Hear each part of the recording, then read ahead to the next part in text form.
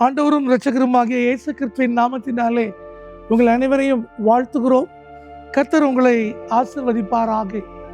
அன்பானவர்களே, லெந்து காலத்திற்குள்ளாக நாம் கடந்து வந்திருக்கிறோம்.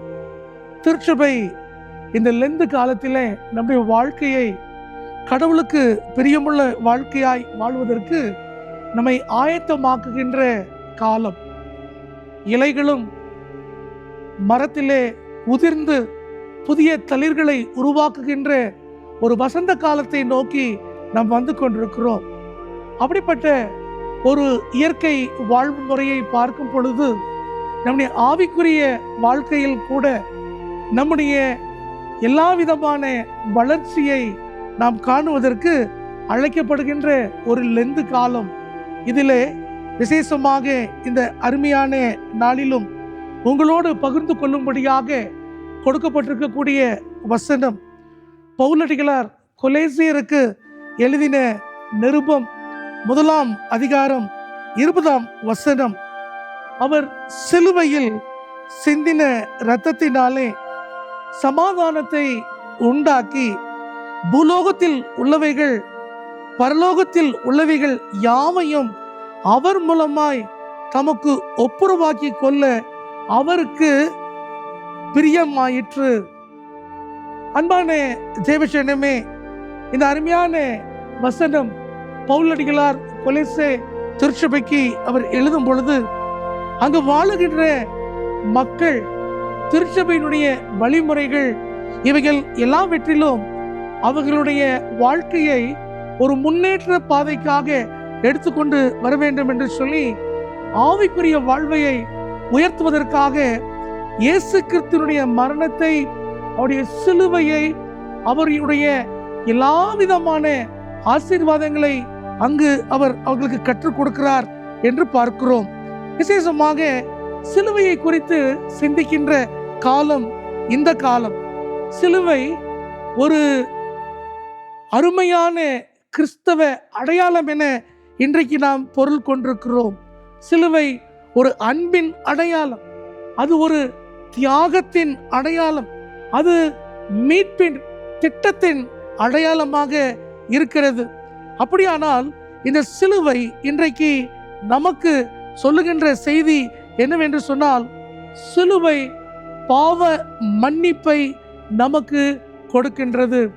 சிலுவை பாவ மன்னிப்பை நமக்கு கொடுக்கிறது.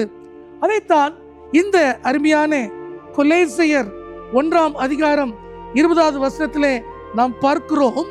எவனமாய் பார்க்கிறோம் என்று சொன்னால், சிலுவையில் சிந்தின இரத்தம் சமாதானத்தை உண்டாக்கி, முதலாவதாக இயேசு கிறிஸ்துவின் மரணம் நம்முடைய வாழ்க்கையில ஒரு சமாதானத்தை உண்டாக்கி, மாத்திரமல்ல பூலோகத்தில் உள்ளவைகள் பரலோகத்தில் உள்ளவைகள் யாவையும் அவர் ஒப்புரவாக்கி கொள்ளவும், இந்த உலகத்தின் மக்களாகிய நமக்கு மாத்திரம் அல்ல, இதற்கு மேலாக பரலோகத்தில் உள்ளவைகள் என்று சொல்லி the whole universe என்று சொல்லக்கூடிய the theology into the cosmos என்று சொல்லக்கூடிய அந்த நிலையிலே முற்றும் இந்த பூலோகத்தை ஒப்புரவாக்குகின்ற ஒரு செயல் இயேசு கிறிஸ்துவின் மரணத்திலே உண்டாகிறது என்று இந்த வசனத்தின் மூலமாய் நாம் பார்க்கிறோம். இந்த பகுதியை விசேஷமாய் நாம் ஆராய்ந்து பார்ப்போம் என்று சொன்னால், கிறிஸ்து எல்லாவற்றுக்கும் முதன்மையானவர், கிறிஸ்து எல்லாவற்றுக்கும் முந்தினவர், அவர் சபையாகிய சரீரத்திற்கு தலையானவர் என்று சொல்லி 11வது வசனம், 17வது வசனம், 18வது வசனங்களில் எல்லாம் பார்க்கும் பொழுது இந்த குறிப்பிட்ட பகுதி the supremacy of Christ என்பதை குறித்து இங்கு காண்பிக்கின்றது. அப்போ கிறிஸ்துவினுடைய இந்த மேலான உயர்வான உன்னதமான ஒரு தன்மை என்பது மனிதருக்காக மாத்திரம் அவர் இந்த உலகத்தை மீட்டுக் கொள்ளவில்லை, இந்த உலகம் முழுவதையும் அவர் மீட்டுக் கொள்ளுகின்ற ஒரு தன்மைதான் இந்த சிலுவையிலே தன்னை அவர் தியாக பலியாய் கொடுக்கிறார் என்று பார்க்கிறோம். ஏன் என்று சொன்னால், பிரியமானவர்களே, இந்த உலகம் பாவத்தில் உழன்று போய்கொண்டிருக்கிறது. இந்த உலகம் இந்த பாவ நிலையில் தேவனை விட்டு விலகி போயிருக்கிறது என்று நாம் அறிந்திருக்கிறோம். நாம் எல்லோருக்கும் தெரியும், பாவத்தின் சம்பளம் மரணம். பாவத்தின் சம்பளம் மரணம். அப்படியானால் மரணத்தை நோக்கி போகின்ற ஒரு வாழ்வு, அழிவை நோக்கி போகின்ற ஒரு வாழ்வு, மீட்டெடுக்கின்ற கிறிஸ்துவினுடைய இந்த சிலுவை பாடுகள் இன்றைக்கு நாம் உணர்வதற்கு இந்த லெந்து காலம் உங்களுக்கும் எனக்கும் அருளப்பட்டிருக்கிறது பிரியமானவர்களே.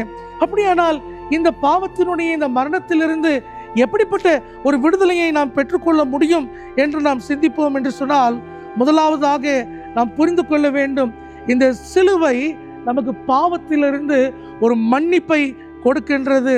நம்முடைய பாவத்தை முற்றும் அழிக்கிற நீக்குகின்றது. நம்முடைய பாவத்தை கடவுள் மன்னிக்க விரும்புகிறார் என்பதை நாம் உணர்ந்து கொள்ள வேண்டும். நம்ம எல்லோருக்கும் தெரியும், மனப்பாடமாக படிக்கின்ற ஒரு அருமையான சங்கீதம் 103வது சங்கீதம் 12வது வசனம் இவனமாய் சொல்லுகின்றது, மேற்குக்கும் கிழக்குக்கும் எவ்வளவு தூரமோ அவ்வளவு தூரமாய் அவர் நம்முடைய பாவங்களை நம்மை விட்டு விலக்கினார் என்ற வசனத்தை நாம் அறிந்திருக்கின்றோம். பிரியமானவர்களே, அப்படியானால் கடவுளுடைய விருப்பம் நம்முடைய பாவங்களோடு வாழ்வதல்ல, அதை விளக்க வேண்டும் என்கின்ற அவருடைய திட்டத்தை இயேசு சிலுவையில் உங்களுக்காக எனக்காக செயல்படுத்தினார் என்பதை நாம் உணர்ந்து கொள்ள அழைக்கப்படுகிறோம். பிரியமானவர்களே, இரண்டாவதாக நாம் புரிந்து கொள்கிறோம்.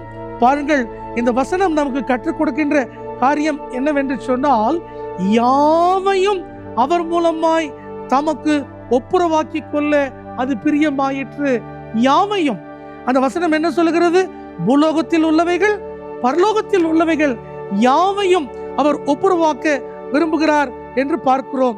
அப்படியானால் அன்பானவர்களே, இது ஒரு தனிப்பட்ட நிலையிலே நம்மை மாத்திரமல்ல, அல்லது நமக்கு உண்டான ஒரு பிரச்சனை மாத்திரமல்ல, இந்த உலகம் முழுவதும் வாழுகின்ற இந்த பாவ வாழ்க்கையை தேவன் தம்முடைய சொந்த குமாரனாகிய கிறிஸ்து இயேசுவின் மூலமாய் உலகத்தையே மீட்டெடுக்க, மாத்திரமல்ல மனித குலத்தையே மீட்டெடுக்க, தான் பிரியம் வைத்திருக்கக்கூடிய படைப்பின் மகுடமாகிய மனுக்குலம் தன்னோடு வாழ்வதற்காகவே ஆண்டவராகிய தேவன் கிறிஸ்துவாகிய குமாரனை சிலுவையிலே ஒப்பு கொடுக்கிறார் என்று பார்க்கிறோம். ரோமர் 5ஆம் அதிகாரம் 10வது வசனம் 11வது வசனம் இவனமாக சொல்லுகின்றது, நாம் தேவனுக்கு சத்துருக்களாய் இருக்கையில் அவருடைய குமாரனின் மரணத்தினாலே அவருடனே ஒப்புரவாக்கப்பட்டோம். ஆனால் ஒப்புரவம் ஆக்கப்பட்ட பின் தாம் அவருடைய ஜீவனாலே ரட்சிக்கப்படுவது அதிக நிச்சயம். ஆமே. ஒப்புரவாக்குதல், அதிலே நாம் பெற்றுக்கொள்ளக்கூடிய அருமையான ஒரு வாழ்வு. இது எப்படிப்பட்ட வாழ்வு? இது ஒரு புது வாழ்வு. இந்த புது வாழ்வு இன்னைக்கு உங்களுக்கும் எனக்கும் கொடுக்கப்படுகிறது.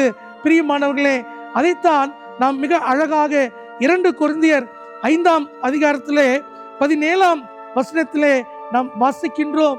நமக்கு மனப்பாடமாக தெரிந்த ஒரு வசனம், இப்படி இருக்க ஒருவன் கிறிஸ்துவுக்குள் இருந்தால் புது சிருஷ்டியா இருக்கிறான், பழையவைகள் ஒளிந்து போயின, எல்லாம் புதிதாயின. அன்பான தேவஜனமே, இந்த ஒப்புரவாக்குதலின் ஊழியம் சிலுவையில் நடைபெற்றது. இந்த சிலுவை நமக்கு பாவம் மன்னிப்பை கொடுக்கிறது. இது கிறிஸ்து இயேசுவின் மீது நாம் வைக்கின்ற விசுவாசத்தில் உண்டாகின்றது. இந்த லெந்து காலத்திலே நம்முடைய விசுவாசத்தை பெருக்குவோமாக. இந்த லெந்து காலத்திலே இந்த பாவ மன்னிப்பின் நிச்சயத்தை உணர்வோமாக. இந்த லெந்து காலத்திலே இந்த ஆண்டு இதை நாம் சிந்திக்கின்றோமே என்கின்ற அந்த நன்றியுள்ள உணர்வோடு தேவனை நோக்கி இன்னமும் ஒரு படி முன்னேறுவதற்கு இந்த 2026ஆம் ஆண்டின் லெந்து காலம் நமக்கு அவசியமானது. இது நமக்கு கற்றுக் கொடுக்கிறது. இதை நாம் முற்றும் தேவனிடத்திலே ஒப்பு கொடுத்து வாழ அழைக்கப்படுகின்றோம். சிலுவை பாவ மன்னிப்பின் நிச்சயத்தை நமக்கு தருகிறது. அந்த புது வாழ்வு உங்களுக்கும் எனக்கும் இந்த லெந்து காலங்களிலே ஆசீர்வாதமாய் இருக்க கர்த்தர் இந்த வசனத்திலே தொடர்ந்து நம்மை வழி நடத்துவாராக. கர்த்தர் உங்களை இந்த லெந்து காலத்திலே தொடர்ந்து வழி நடத்தட்டும், உங்களை உயர்த்தட்டும், புது வாழ்வை பெற்றுக்கொள்வீர்களாக. God bless you all. ஜெபம் செய்வோம். நல்ல ஆண்டவரே, லெந்து காலங்களுக்காய் நன்றி சொல்கிறோம். சிலுவையின் மரணத்திற்காய் நன்றி சொல்கிறோம். மீட்பின் திட்டத்திற்காய் நன்றி சொல்கிறோம். கடவுளே, இந்த ஆண்டு எங்களை இந்த சிலுவை பாதையில இன்னொரு அடி நெருங்கி நிற்கின்ற ஆசீர்வாத அனுபவ அபிஷேகத்தை தாரும். இயேசு கிறிஸ்துவின் மூலமே ஜெபிக்கிறோம் நல்ல பிதாவே, ஆமென்.